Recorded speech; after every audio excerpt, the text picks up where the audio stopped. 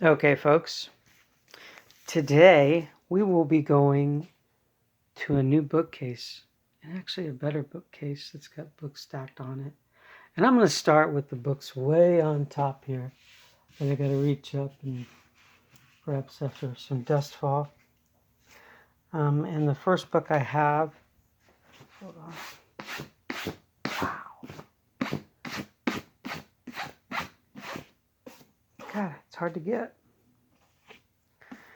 Is a classic novel by Alfred Dublin, pardon, and it is Alexander Platz by Alfred Dublin.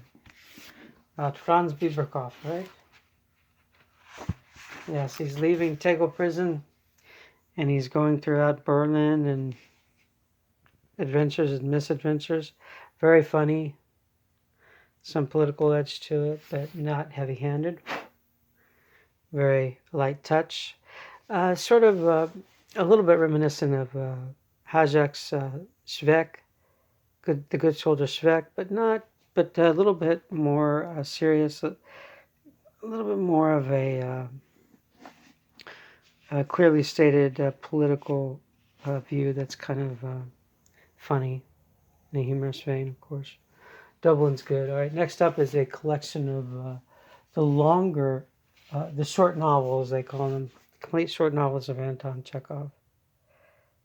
And it's a new translation. They did this. They came out with new translations by Pavir and Volokonsky. And they're pretty good. I mean, the other translations are pretty good too. It's really hard to not translate Chekhov pretty well. So, and again, you have the classic 3 Years, Story of an Unknown Man, The Duel, of course, and The Step, which is probably one of his best. Really good stuff. All right.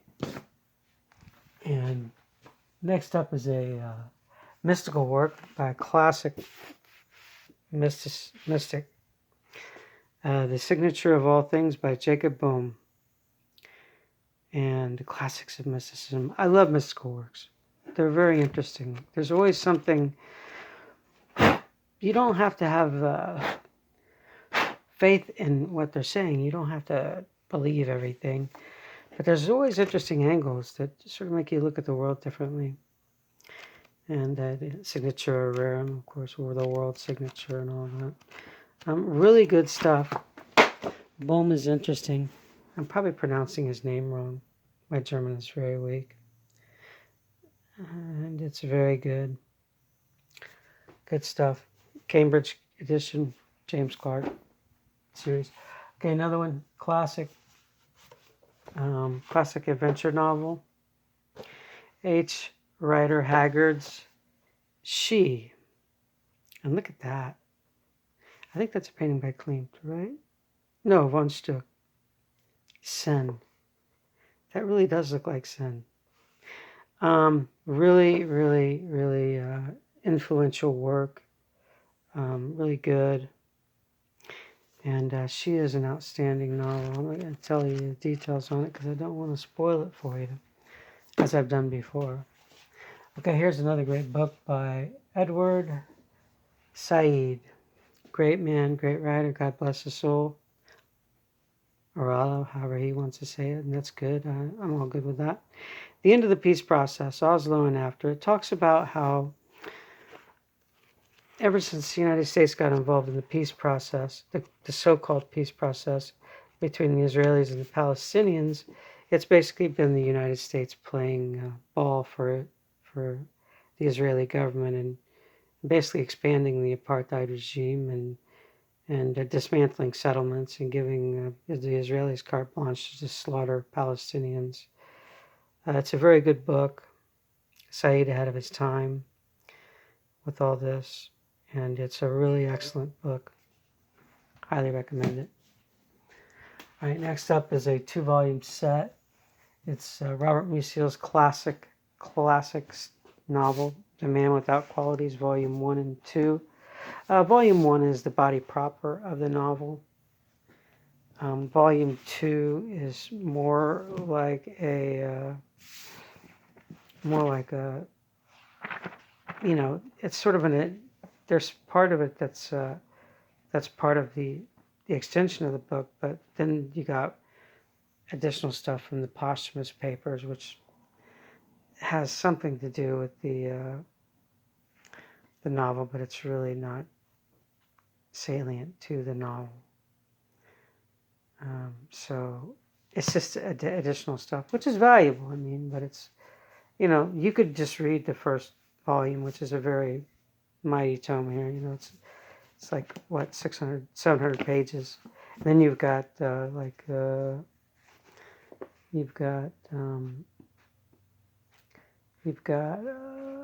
added on. So the novel's like, the full novel is the last section being Into the Millennium, the Criminals, goes up to 1130 pages. So, but it's a very good book. He still writes very well. It's an interesting novel. Okay, last up is an excellent biography of Thomas More by Richard Marius. And whoa, boy, dust bunnies, baby. Here it is, Richard Marius, Thomas More. It's an excellent biography, very well researched. A lot of great details, some funny stuff too about how a man wanted to marry one of his daughters, and they were in bed at the time when the poor young man went to Thomas More and asked for a hand for his daughter, and he goes, which one? And he didn't really, Moore didn't give him a chance to say the name, and he goes, well, let's go in here. And he went into the bed, and the girls were laying down. They were under the bed sheets, and they were naked, and he just pulled the bed sheets down, and they're face down, and all you could see is their backsides. And he goes, which one do you want the most? And of course, he chose one, and it's a famous story, pretty funny. Moore had although a very serious man, he had a great sense of humor, much like a lot of serious men. Okay, next up, classic, The Education of Henry Adams by, guess who, Henry Adams. And it's about a man coming of age and the intellectual trends of the time and his own grappling with such stuff and his handling of it, and sifting through it and trying to find out, and basically being educated throughout the process. And it's a really interesting and outstanding book, and the way he puts forth the way he styles this book, and the way he goes through certain sections, and he talks about college, and he talks about being exposed to different things, is a really, really novel way of doing it, and I don't think it's been done before, and it's a really excellent book.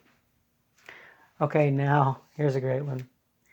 This woman was this lady was the mother of Anthony Trollope, the great English novelist, and of course she was English, and the family was in debt. She left Anthony at home and took two of her other kids, and they went to America to just travel there, and her plan was to go there and write books about her observations of America to English people.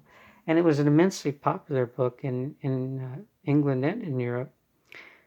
And it was not very popular in the United States because it's a very humorous work, and there's a lot of astute criticism of American society at the time, and sending up a lot of the customs and stuff like that. It's a very funny work. Fanny Trollope in this work really has a sharp sense of humor in some of the descriptions and stuff.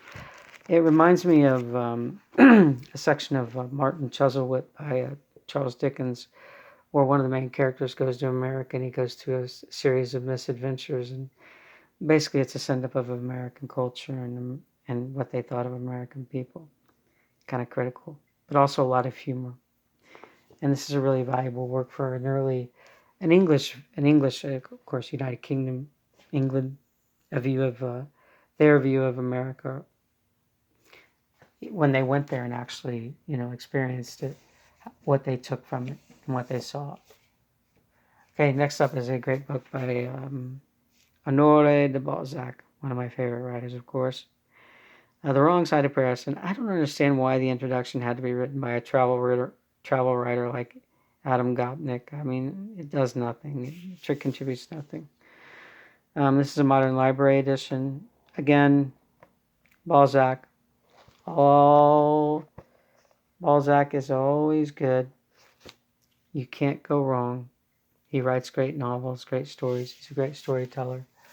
I could see him sitting by a fireside and, charming a bunch of people with the stories he tells.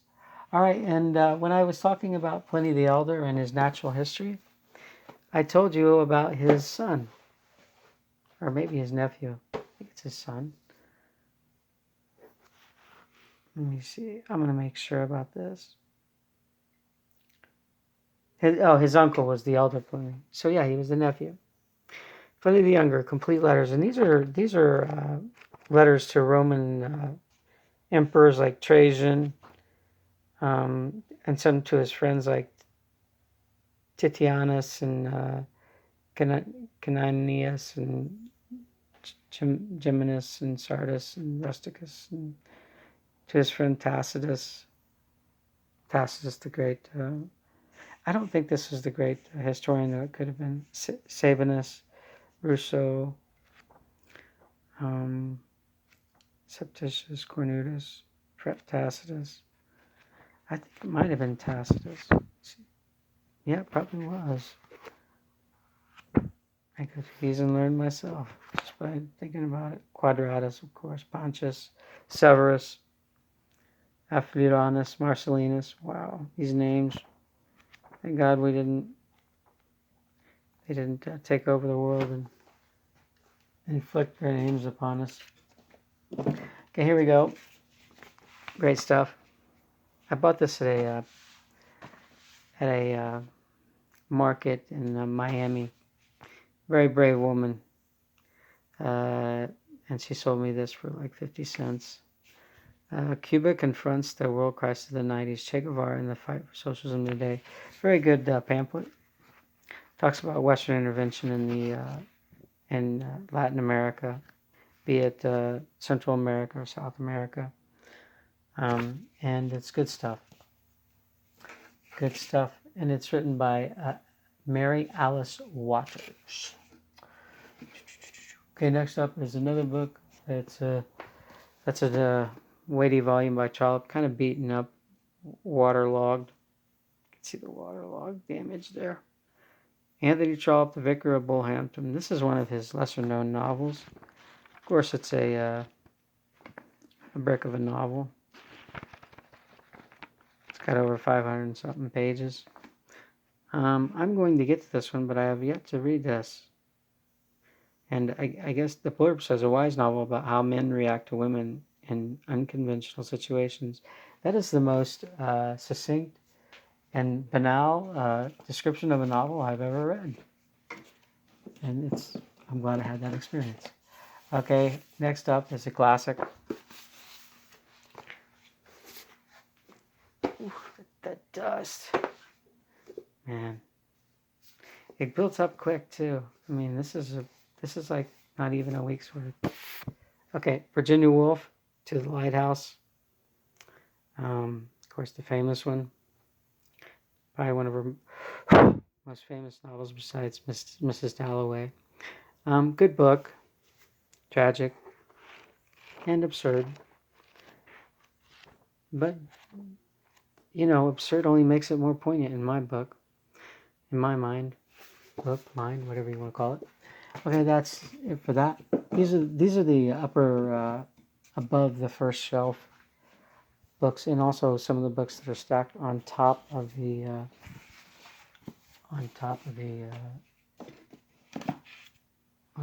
what's here. So let me put these back. This process will take some time. Okay, I got Alexander Platz, and I've got Without Quality.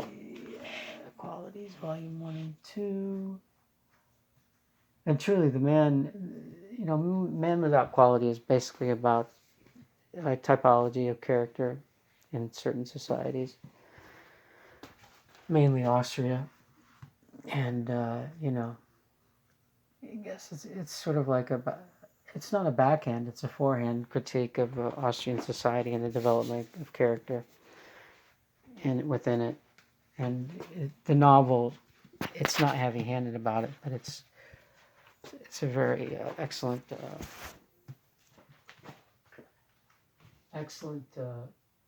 depiction of it. You can actually see it. Lucille is an excellent writer. Okay, sorry about that. Lacuna. Okay. Next up, I'm gonna. How much time? I got some time. Next up is a penguin volume of Henrik Ibsen's A Doll's House and Other Plays. Of course, we all know about Doll's House and The League of Youth and what else here? And The Lady from the Sea. I bought this because I thought it was important. I read The Doll's House and I was bored by it. Not that it was bad or anything, it just didn't really excite me. Okay, here's an excellent book. Jonathan Briat-Savarin, The Physiology of Taste. And basically, it's a book, it's a collection of recipes, experiences, reflections, history, and philosophy in which gastronomy is raised to the level of an art.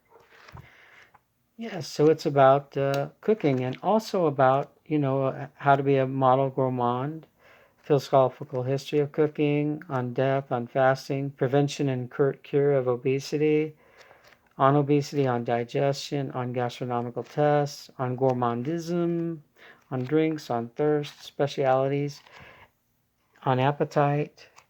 This is a very interesting, on taste, on the senses. This is a very, very well done book, and it's totally focused on the matter at hand.